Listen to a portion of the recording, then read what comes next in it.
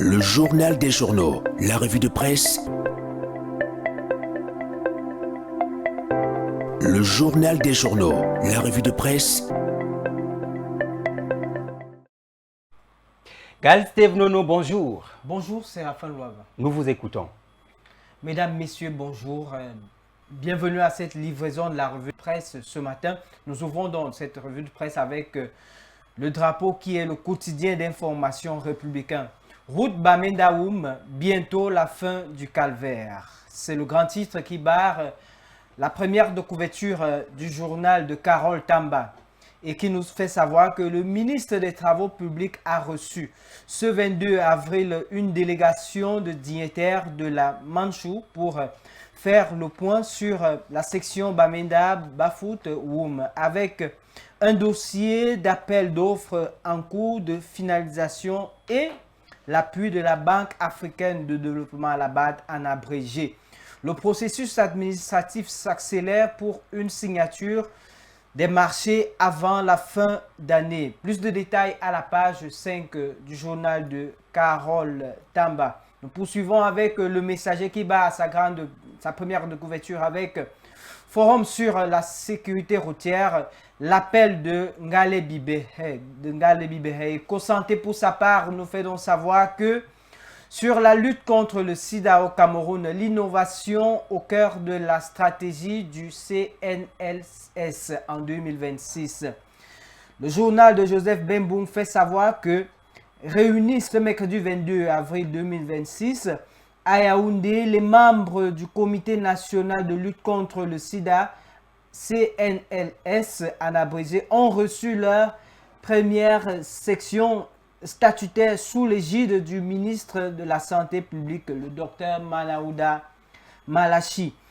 En présence de l'OMS, le secrétaire permanent du Comité national de lutte contre le sida, le docteur Joseph Fokam, a dressé un bilan 2025 positif marqué par un taux de suppression de la charge virale de 93% chez les patients traités. Toutefois, avec une file active majoritairement féminine de 68,5% et de vieillissement.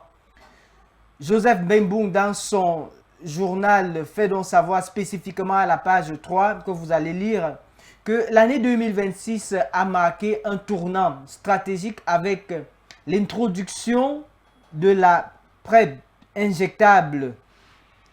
Vous comprenez donc ce que c'est que la PrEP injectable à la page 6, ce qui permettra une réduction de 70% d'ici 2030 dans le cadre de la riposte contre le VIH-Sida. Les innovations sont donc contenues dans les colonnes du journal Éco-Santé que vous allez découvrir spécifiquement à la page 8. Nous poursuivons avec l'hebdomadaire Projection qui barre sa première de couverture avec SND30, la stratégie nationale de développement 2030. Yaoundé, carrefour de réflexion économique le 23 avril 2026. Et puis pour avoir plus de détails dans cette affaire, réunion à Yaoundé le 20 avril 2026, les organisateurs des rencontres de Yaoundé ont levé le voile sur les ambitions du forum économique prévu le 23 avril. Au Conseil économique et social face à la presse, Lucrèce Mbenga, promotrice et directrice exécutive de LM.com, Zachary Gwebe, secrétaire général du Conseil économique et social, et le professeur Bassi Christophe, membre du comité technique et scientifique, ont présenté une initiative pensée comme un espace de travail et de propositions concrètes autour de la stratégie nationale de développement 2030 visant à accélérer la transformation structurelle de l'économie camerounaise à travers une mobilisation coordonnée des acteurs publics, privés et académiques. Mesdames, Messieurs, nous clôturons donc cette revue de presse avec Cameroun Tribune qui bat sa première de couverture avec un civisme fiscal qui a peur des impôts. Marie-Claire Nana, dans son journal, fait donc savoir que la fraude fiscale en tout genre, évasion ou corruption, de nombreux contribuables sont donc prêts à tout pour payer le plus moins possible alors que leur activité génère des revenus.